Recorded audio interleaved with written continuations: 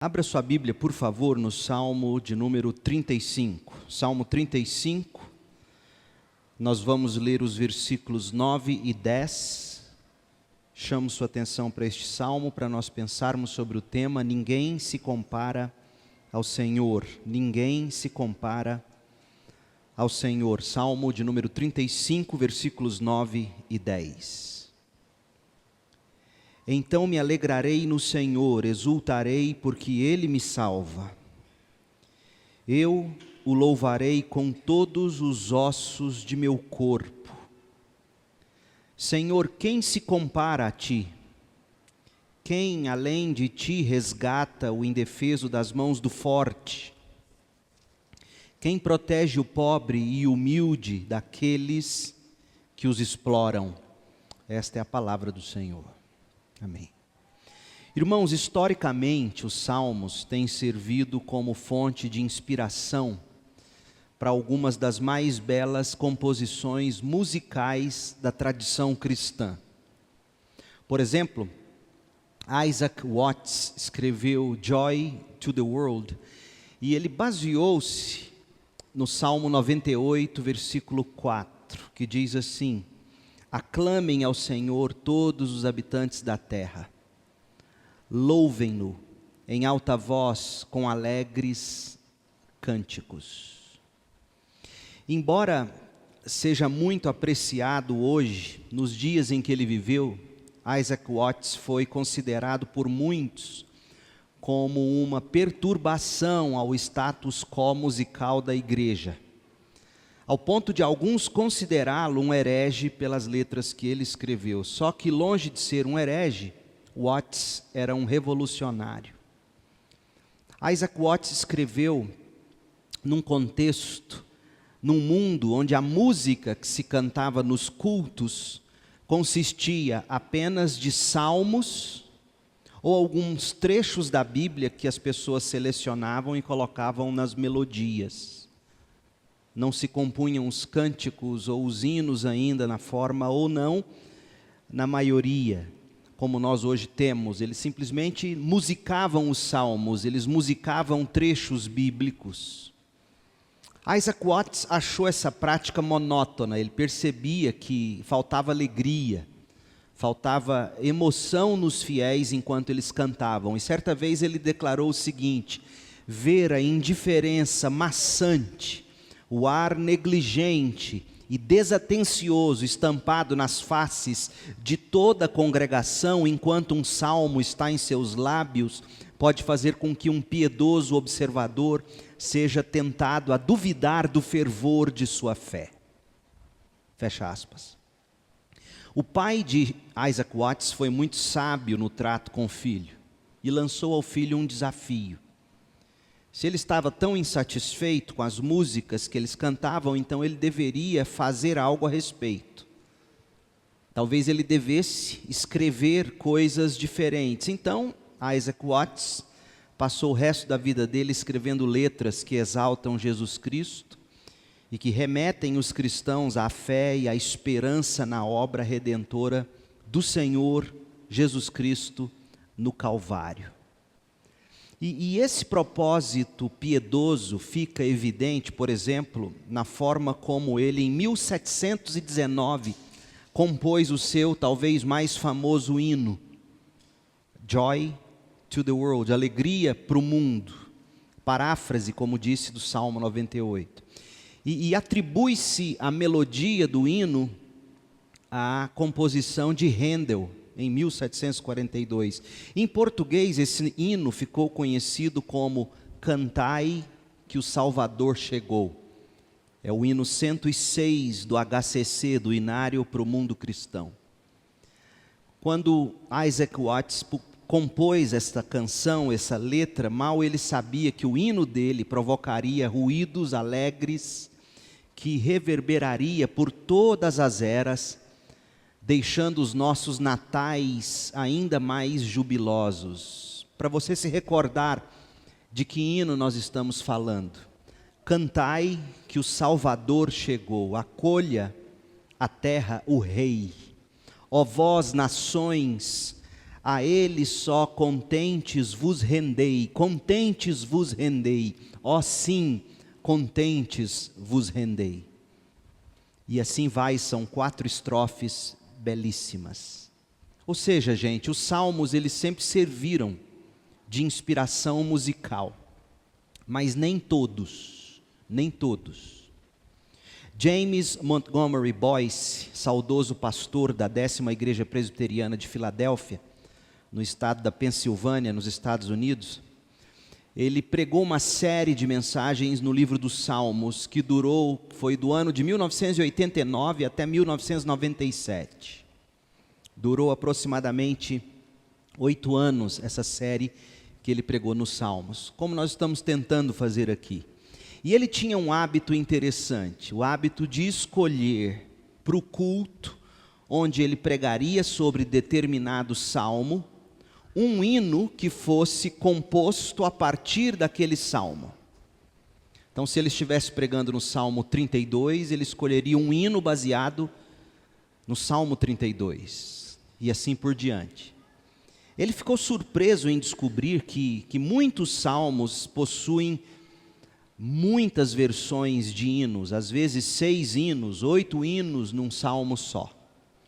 Mas mais surpreso ainda ele ficou quando ele descobriu que o Salmo 35, o nosso salmo, ele não tinha qualquer hino correspondente. E aí ele fez uma pergunta: por que será que o Salmo 35 não teria um hino baseado nele? A resposta é que provavelmente por se tratar do que os estudiosos chamam de salmo imprecatório. Imprecatório. Imprecação vem de maldição. O salmo imprecatório, no salmo imprecatório, o que o autor faz é amaldiçoar os seus inimigos.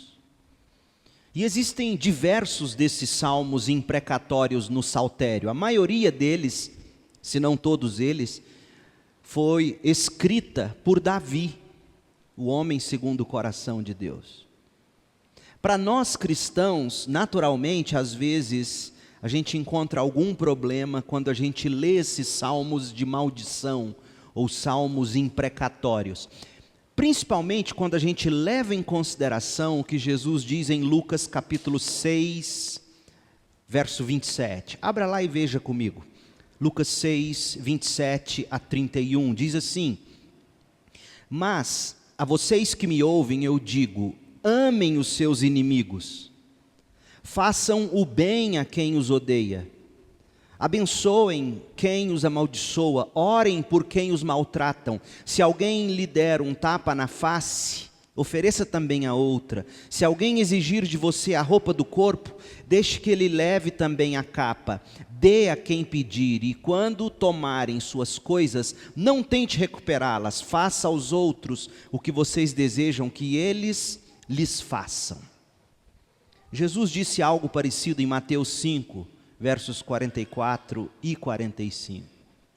Outra coisa sobre Jesus, quando ele estava na cruz, ele se expressou, lá em Lucas 23, 34, da seguinte maneira, com relação àqueles que estavam o torturando ou zombando dele. Ele disse: Pai, perdoa-lhes, pois não sabem o que fazem. Com essas palavras de Jesus em mente, orai pelos que vos perseguem, se te bater num lado do rosto, vire o outro. Pai, perdoa, eles não sabem o que fazem.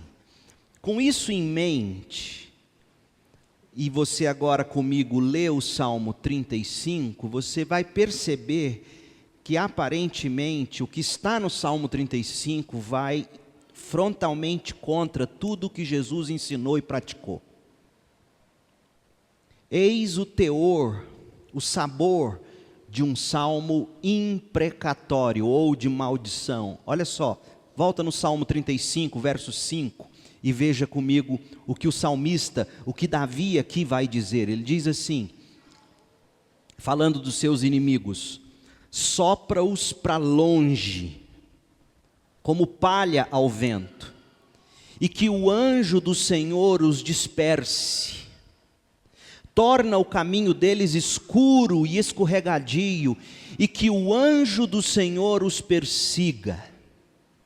Não lhes fiz mal algum, mas eles me preparam uma armadilha, sem motivo abriram uma cova para me pegar. Portanto, que venha sobre eles destruição repentina. Sejam pegos na armadilha que me prepararam, sejam destruídos na cova que abriram para mim. Percebe a diferença das palavras de Davi aqui com o que Jesus ensinou em Lucas, Mateus? A diferença da oração de Davi com a oração de Jesus no Calvário. Para deixar vocês ainda mais intrigados, note o seguinte: Davi louva a Deus enquanto ele amaldiçoa os seus inimigos. O Salmo 35, ele é dividido em 3 sessões. Em cada uma das sessões, de alguma maneira, Davi lança alguma maldição sobre os inimigos. E o final de cada sessão termina com uma palavra de louvor. Veja, por exemplo, versículo 8. Portanto, venha sobre eles destruição repentina. Verso 9. Então me alegrarei no Senhor. Jesus não nos ensinou a alegrar com a desgraça dos outros, nem dos inimigos. Verso 16. Zombam de mim e me insultam, rosnam e me mostram os dentes. Até quando, Senhor, ficarás olhando? Salva-me de seus ataques ferozes, livra-me desses leões. Então darei graças diante da comunidade e te louvarei. Esse está mais brando. Verso 26. Sejam envergonhados e humilhados os que se alegram com a minha desgraça. Sejam cobertos de vergonha e desonra os que triunfam sobre mim. Exultem e alegrem-se, porém, os que me defendem. Grande é o Senhor, e aí no verso 28, então proclamarei a tua justiça e te louvarei o dia todo. Esse tipo de imprecação ou de maldição, nós encontramos em muitos outros salmos no livro dos Salmos. Todos de Davi, o homem segundo o coração de Deus. Mas de todos esses salmos ditos imprecatórios ou de maldição, talvez os que sejam mais chocantes sejam esses que eu separei para vocês. E observe que, de tão aparentemente absurdas, as declarações de Davi chegam a ser cômicas. Salmo 3, versículo 7, olha o que ele diz. Levanta-te, Senhor, salva-me, Deus meu, acerta meus inimigos no queixo, quebra o dente deles, quebra a cara deles, Deus, em português contemporâneo. Davi está orando assim. O 58, versículo 6, quebra os dentes dos perversos, ó Deus, despedaça, Senhor, a mandíbula desses leões. No verso 8 ele diz, que sejam como a lesma que se desmancha em lodo. Sabe quando você pisa na lesma assim, ela espirra para todo lado? No verso 9, Deus os eliminará, tanto os jovens como os velhos. Verso 10, o justo se alegrará quando vir a vingança contra a injustiça. No sangue do perverso, que foi vingado por Deus, o justo lavará os pés. Meu Deus, é pesado. Olha o 109, Salmo 109, verso 6. Que um perverso testemunhe contra ele, e um acusador o leve a julgamento. quando julgarem sua causa, que o declarem culpado, considerem pecado suas orações, que sua vida seja curta e outro ocupe seu lugar, que seus filhos se tornem órfãos e sua esposa viúva, que seus filhos andem sem rumo como mendigos e sejam expulsos de suas casas em ruínas. Que ninguém o trate com bondade, que ninguém tenha compaixão dos filhos órfãos, que todos os seus descendentes morram.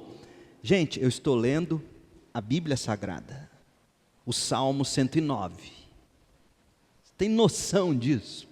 Agora veja o 139, Salmo 139, versículo 19. Ó Deus, quem dera destruísses os perversos. Afastem-se de mim, assassinos, eles blasfemam contra ti, teus inimigos usam teu nome em vão. Acaso, Senhor, não devo odiar os que te odeiam? Não devo desprezar os que se opõem a ti? Sim, eu os odeio com todas as minhas forças, pois teus inimigos são meus inimigos. Chega, né, gente? É o bastante. Que salmo é esse? Agora, sinceramente, essa é apenas uma pequena fração do que nós encontramos noutros salmos deste livro. E aqui no meu esboço, se você quiser depois acessar no site da igreja, você pode ver uma dezena de outros salmos com esse tom imprecatório ou de maldição. Por que eu trago eles todos à tona? Em primeiro lugar, os céticos, aqueles que se opõem à nossa fé cristã, eles usam esses textos contra nós, para falar de ódio, de ira, de vingança, ou para contradizer o cristianismo. Logo, a gente precisa saber contra-argumentar. E em segundo lugar, como Paulo vai dizer em Romanos, capítulo 15, toda a Escritura ela é inspirada por Deus e apta para nos inspirar, para nos alegrar, para nos colocar esperança. Então, como que nós cristãos devemos ler os salmos imprecatórios ou de maldição? Como é que a gente tem que ler, por exemplo, o Salmo 35? Em primeiro lugar, a gente precisa pensar um pouquinho sobre esses salmos imprecatórios de uma forma geral. E depois a gente tem que ponderar especificamente no que Davi diz no Salmo 35. E para fazermos isso, eu quero pensar sobre três coisas com vocês. Primeiro, ninguém se compara ao Senhor na forma como Ele nos encabula, porque esses salmos nos encabulam. Ninguém se compara ao Senhor na forma como Ele nos encabula, na forma como Ele nos escolta, porque esses salmos mostram-nos a forma como Deus nos escolta, nos protege. E terceiro, ninguém se compara ao Senhor na forma como Ele nos ensina. Esses salmos nos ensinam. Então, em primeiro lugar, ninguém se compara ao Senhor na forma como Ele nos encabula. É de encabular a forma como o Espírito de Deus não apenas inspirou Davi a compor esses salmos, mas também como o Espírito de Deus conduziu o povo ao longo dos séculos para que esses salmos fossem preservados e mantidos na Bíblia Sagrada. No mínimo, pelo fato de Deus ter trazido eles até hoje, isso deve nos encabular. Como é que a gente deve entendê-los? Deixe-me fazer 3 observações antes de nós partirmos em busca de solução. Veja bem, primeiro, quando você se depara com um texto desses, um texto imprecatório assim, que deseja maldição para os inimigos e etc, e etc, geralmente nós cristãos tentamos argumentar da seguinte maneira, colocando o Antigo Testamento contra o Novo Testamento. É ou não é assim? A gente tenta explicar os textos difíceis da Bíblia colocando o Antigo contra o Novo Testamento. E aí algumas pessoas bem intencionadas, eu diria, mas equivocadas, algumas pessoas tentariam simplesmente dizer que existe uma grande diferença entre o espírito do Antigo Testamento e o espírito do Novo Testamento. Sim, é verdade que, conforme nós já vimos, Jesus ensinou que nós devemos perdoar os inimigos, orar e abençoar aqueles que nos perseguem. Mas, por outro lado, não se esqueça de que no Novo Testamento nós também encontramos imprecações ou maldições aos inimigos de Deus, semelhantes a essas nos Salmos. Você pode ver, por exemplo, Mateus 8:12, Mateus 22:13, Lucas 10, de 10 a 16, Gálatas 1:8, quando diz que mesmo que um anjo que venha do céu pregando um evangelho que não seja o dos apóstolos, ele tem que ser maldito. Você vê Gálatas 5:12, 1 Coríntios 16, 21 e 22 e vários outros textos no Novo Testamento em que nós também encontramos a mesma linguagem imprecatória ou de maldição que nós lemos lá no Salmo. Então, esse tipo de linguagem não é só do Antigo Testamento. Apocalipse 6:10, Apocalipse 18:20, Apocalipse 19:1 e 2 e assim por diante. O próprio Senhor Jesus Cristo usou linguagem imprecatória. Mateus 23:13, 15 a 16. Especialmente, olha o que Jesus disse em Mateus 23:33, quando ele falava dos fariseus. Ele disse: serpentes, raça de víboras, como escaparão do julgamento do inferno? É uma linguagem imprecatória. Também digno de nota é o uso que Jesus fez do Salmo 41, versos 8 a 10, em Mateus 26, versos 23 e 24, quando Jesus pronunciou o julgamento de Deus sobre Judas. Então não tente jogar o Antigo contra o Novo Testamento e vice-versa, dizendo que o espírito do Antigo é um, do Novo é outro. Não, existe linguagem imprecatória no Novo Testamento. Outra coisa, é um erro pensar que o Antigo Testamento só fala de julgamento, só fala de condenação e nunca fala de graça. É um erro. Por exemplo, quando Jesus falou do segundo grande mandamento, qual é o segundo grande mandamento, segundo Jesus? Lá em Mateus 23, de 38 a 40. O primeiro é amar ao Senhor teu Deus de todo o teu coração, de toda a tua alma, de toda a tua força, de todo o entendimento. E o segundo mandamento é amar ao próximo como a si mesmo. Você sabia que Jesus não inventou esse mandamento?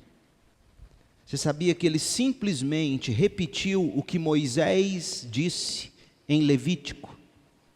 Levítico 19:18 diz: não procurem se vingar, nem guardem rancor de alguém do seu povo, mas cada um ame o seu próximo como a si mesmo, eu sou o Senhor. Isso aqui é Levítico 19, verso 18. O Antigo Testamento também fala de graça e de amor. Não seja daqueles que acredita ou pensa, e até inocentemente, verdadeiramente, que o Antigo Testamento não tem graça. Tem graça. A graça não é um atributo só do Novo Testamento. É óbvio que na medida em que a revelação de Deus vai progredindo, no Novo Testamento a graça é maior e mais abundante, mas existe sementes de graça no Antigo Testamento.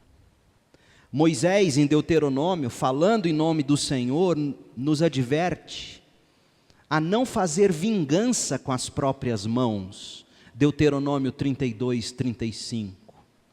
Salomão, gente, no espírito, entre aspas, do Novo Testamento, ele vai dizer o seguinte, Provérbios 25, verso 21. Provérbios 25, 21 e 22. Se seus inimigos tiverem fome, deles de comer, se tiverem sede, deles de beber, você amontoará brasas vivas sobre a cabeça deles e o Senhor o recompensará. Ou seja, o espírito do Antigo Testamento é o mesmo do Novo Testamento. Ambos são inspirados pelo mesmo Deus, estão cheios de graça e de verdade. Portanto, quando a gente se deparar com um texto difícil no Antigo Testamento, um texto imprecatório ou de maldição, como os Salmos, por exemplo, não é sábio a gente colocar o Antigo contra o Novo Testamento. Não faça isso. Segundo, Davi, que escreveu os salmos imprecatórios, os salmos de maldição, apesar do tom cruel que ele usa nos salmos, esse tom bombástico, lembre-se, Davi é reconhecido por nunca, jamais exercer vingança sobre os inimigos dele. Davi nunca exerceu vingança.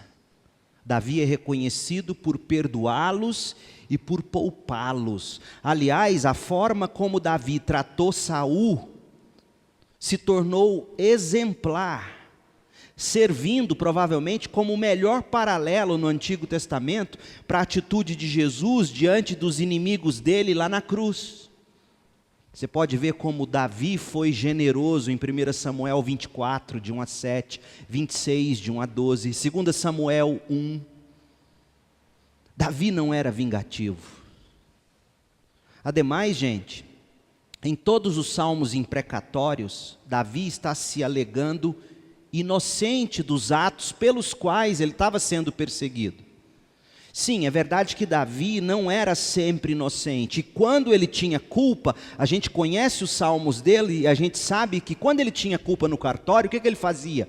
Reconhecia, não culpava ninguém, pedia perdão e buscava mudar de vida. Aliás, ele é reconhecido como homem segundo o coração de Deus, não porque tenha sido perfeito, mas porque sabia se arrepender e pedir perdão e mudar de vida. Então, Davi, que escreveu os salmos imprecatórios, não era um homem vingativo. E terceira observação, Davi, quando escreveu, ele estava escrevendo sob a inspiração do Espírito Santo.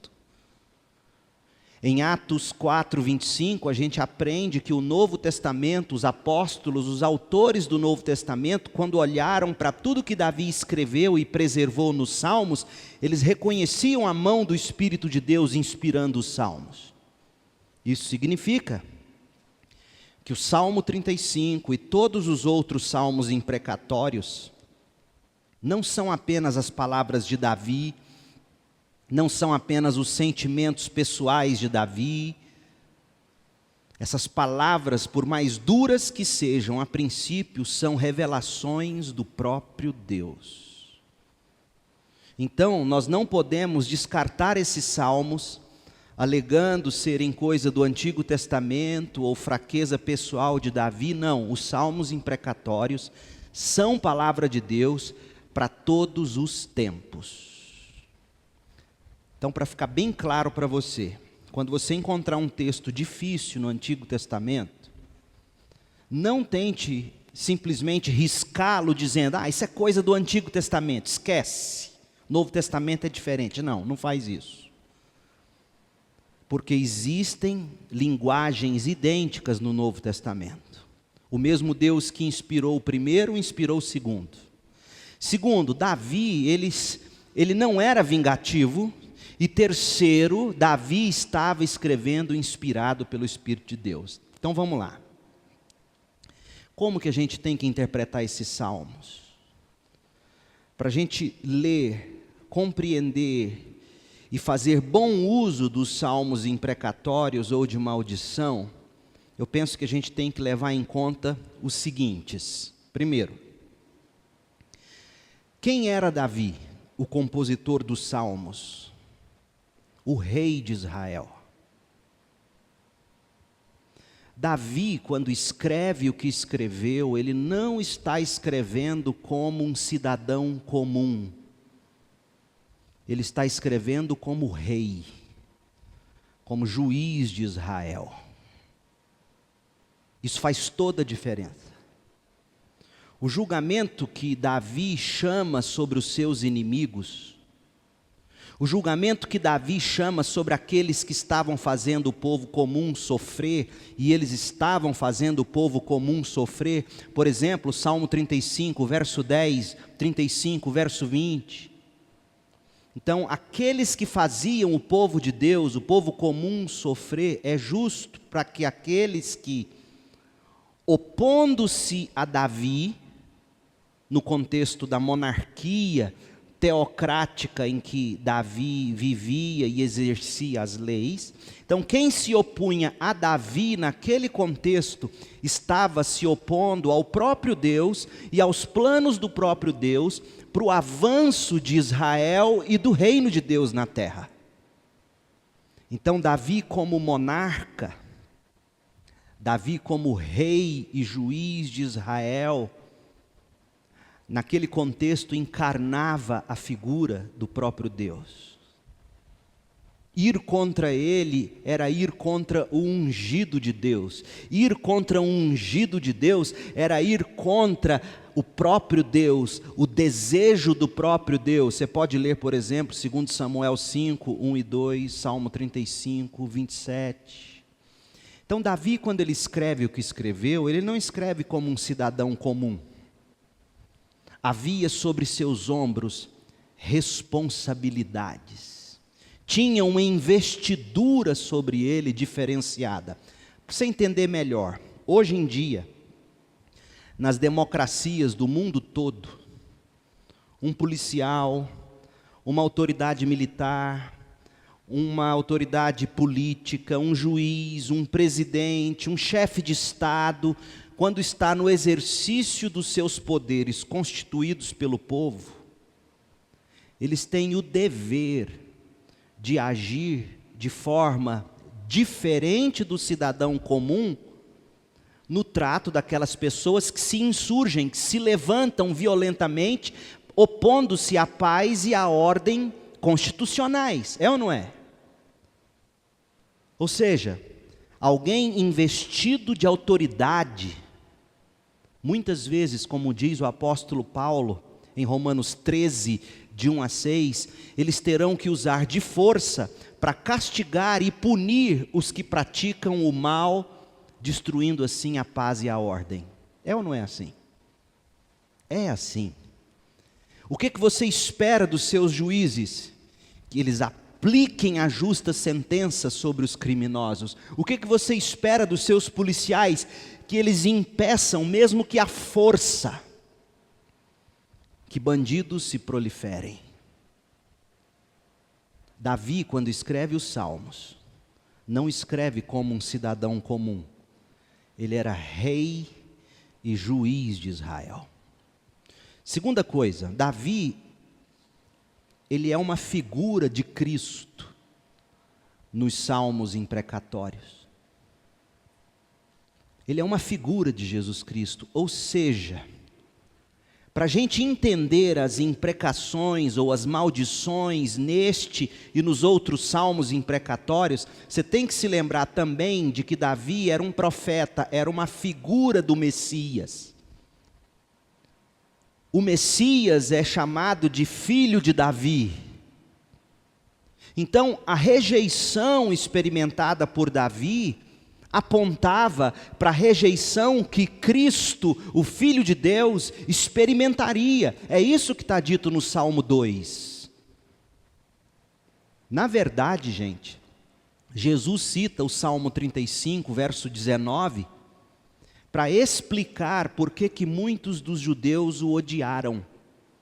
Ele usa o Salmo 35, 19, lá em João 15, 20, João 15, 23 a 25. Então, o que está reservado para aqueles que a Cristo se opõem, aos que perseguem a igreja, matam os crentes ao longo das perseguições na história e nunca se arrependem, o que está reservado a esses é o que está registrado nos salmos imprecatórios do salmista. Eu já disse isso noutros salmos, pregando esta série. O castigo que cai sobre o ímpio, que não se arrepende, cairá na mesma proporção dos pecados cometidos por eles. Vai seguir o mesmo requinte de horror. Daí o horror de tudo que Davi escreveu. Então, Davi é uma figura de Cristo nos salmos imprecatórios. E todas as maldições que ele chama sobre os inimigos são as maldições que de fato cairão sobre aqueles que no dia do juízo não tiverem se arrependido. E a terceira coisa, Davi revela, quando ele escreve esses salmos, a tendência natural do coração da gente. A tendência natural do coração da gente.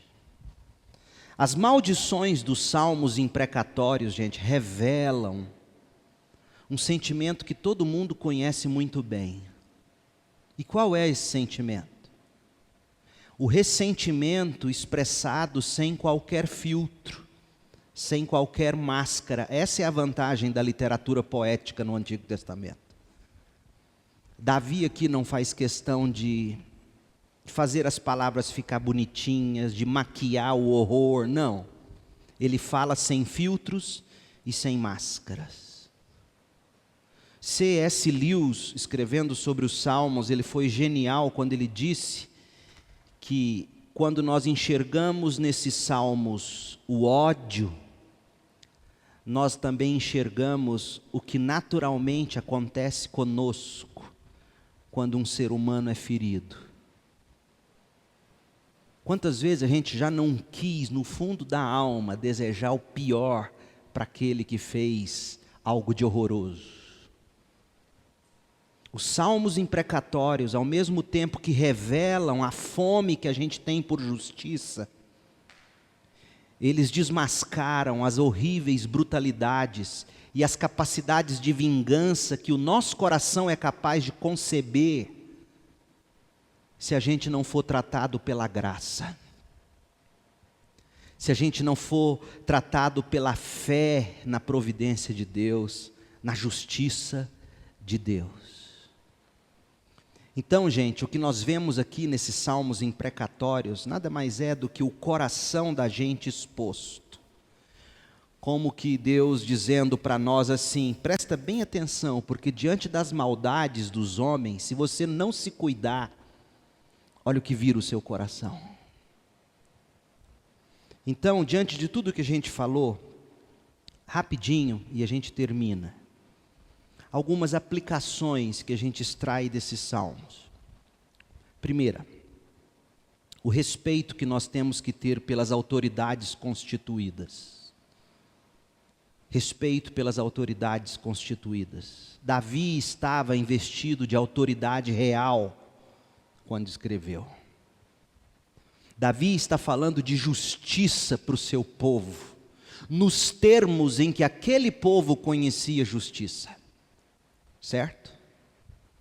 Porque se você saísse de Israel nos dias de Davi e fosse ver como justiça era aplicada nos outros povos, você veria o pior tipo de barbaridade. Davi, quando invoca essas maldições sobre os inimigos, investido de autoridade real, estava buscando fazer justiça ao seu povo, nos termos da lei que eles tinham. Deus mesmo estabeleceu autoridades para conter o avanço da maldade, gente. Está lá em Romanos 13, de 1 a 6. E Romanos 13, de 1 a 6, eu te lembro, é Novo Testamento.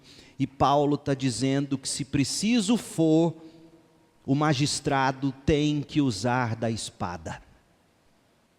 Para que mantenha a ordem, para que mantenha a paz, para que assim o evangelho do reino de Deus avance. 1 Timóteo 2, de 1 a 4.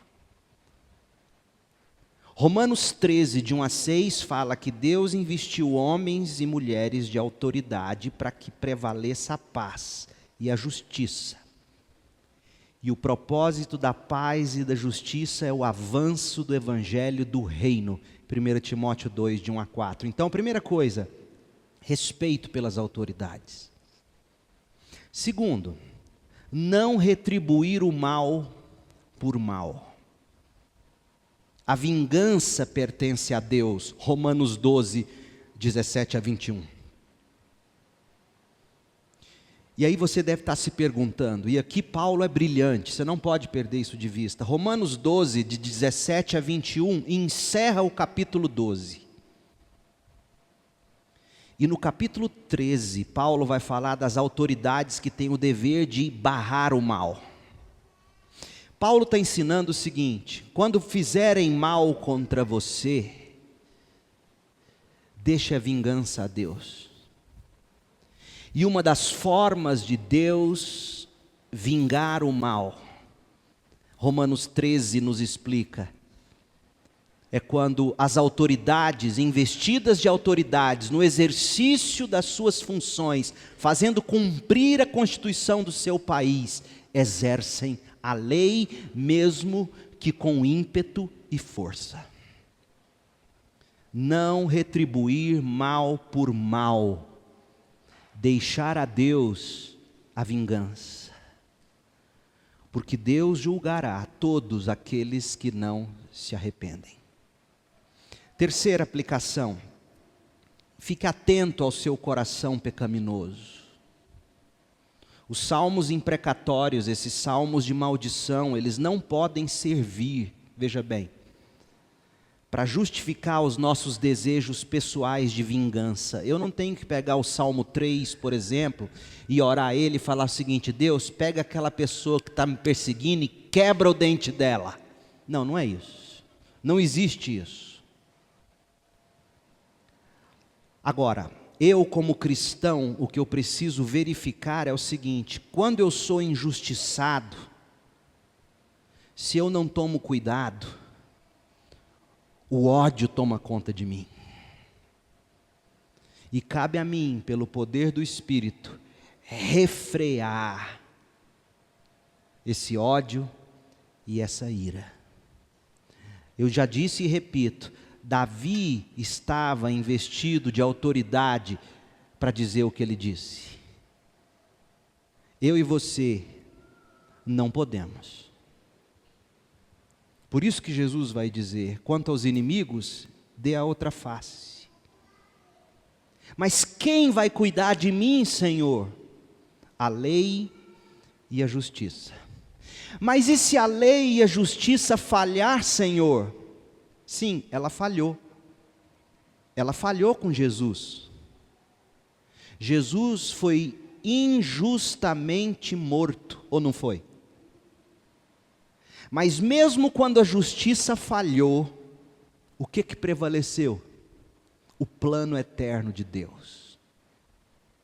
O cidadão comum entende que Deus é soberano até mesmo sobre governos injustos, leis injustas. Esse é o espírito do Novo Testamento. Esse é o espírito do Antigo Testamento. Porque por mais que as leis de Israel, lá no Pentateuco, hoje nos choquem, se nós tivéssemos como entrar numa biblioteca mundial e comparar os livros da lei dos povos pagãos dos dias de Moisés, dos dias de Davi, nós ficaríamos chocados em perceber o quanto as leis de Israel eram mais avançadas, dignas e humanas do que as leis dos outros povos. Então o que a gente descobre é que diante desses salmos imprecatórios, a gente tem que se quebrantar diante de Jesus. Se quebrantar, porque acima de tudo, os salmos imprecatórios revelam a seriedade que é se opor a Jesus Cristo, o Filho eterno de Deus. Lembra que eu disse que Davi é uma figura do Messias? Davi representa nesses salmos Jesus Cristo. Opor-se a Davi é opor-se a Jesus, opor-se a Israel é opor-se ao avanço do reino de Deus. Então, em última instância, o que esses salmos nos ensinam é: nunca queira opor-se ao Senhor Jesus. Nunca queira perseguir o povo de Deus. Ai daquele que assim age e não se arrepende. O fim deles é trágico. Pois bem, ninguém se compara ao Senhor na forma como Ele nos encabula. E eu vou ter que terminar aqui, tinha mais 2 outros pontos. Na próxima quarta a gente continua, se Deus permitir. E na próxima quarta, se Deus permitir, a gente mergulha um pouco mais no Salmo 35, já que hoje nós tivemos uma visão geral dos salmos imprecatórios, sendo que o 35 a gente tomou ele como parâmetro para entender os demais. Amém?